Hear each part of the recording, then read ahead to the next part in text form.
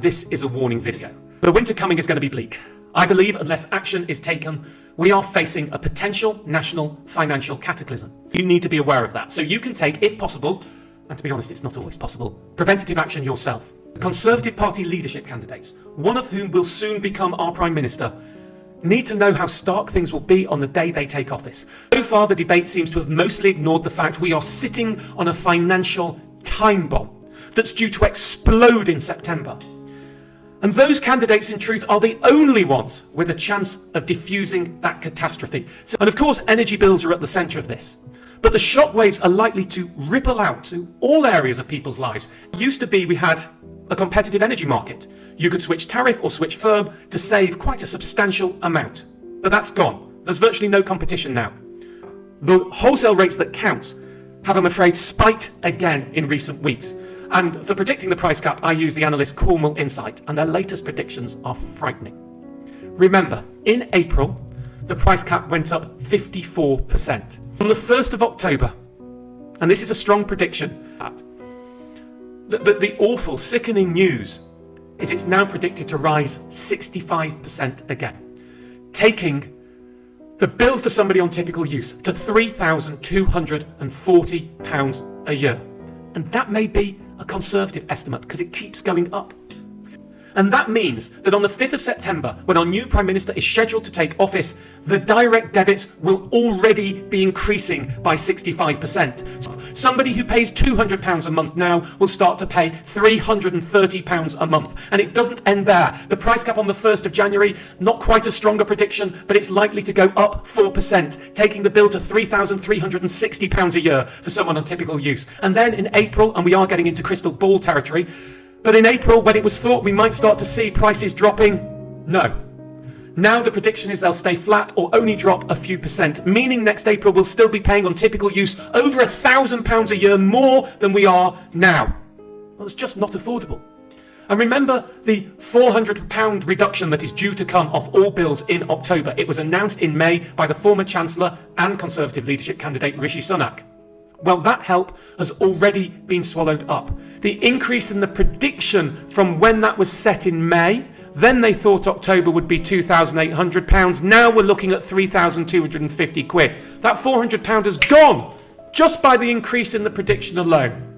Remember, the direct debits will be rising before the new PM is in situ. And that means people will be panicking. There's a risk to mental as well as physical health. These rises are unaffordable for many on the lowest incomes. For those at the bottom end of universal credit and many state pensioners, the rises, when added to the increasing costs of food and transport and other inflation, means they'll be back to that choice between starving and freezing. This winter, we're going to need warm spaces. Public buildings, local councils, universities and libraries will need to open their doors and invite people in to keep warm because they can't afford to put their own heating on. To the Conservative Party candidates, you need to understand the level of feeling out there. When I've talked about this on social media, and I have a decent following, and people's eyes are opened, the biggest response is actually people suggesting civil unrest, primarily in the form of mass non-payment. To individuals listening to this, if you've got financial room to manoeuvre, you need to be battening down the hatches now. To weather the coming storm, I speak directly to those candidates. This cost of living issue needs to be at the front and centre of the debate. More intervention and action is needed, and it needs to be quick. This is a hard deadline coming. Without more action, I worry lives could be lost. Hello, I'm in the wonderful Walton Hall Park again. I'm in a bit of a shade under the trees here. You've just watched another apocalyptic prediction video from Martin Lewis, financial expert. It really truly is terrifying listening to the man. He's an expert in that field, so I don't dispute one word what he's saying. But what's really scary is he talks about we're going to have to find warm spaces, public places, local councils, universities, libraries are going to have to open the doors for those who can't afford to keep themselves warm, and people probably are going to die.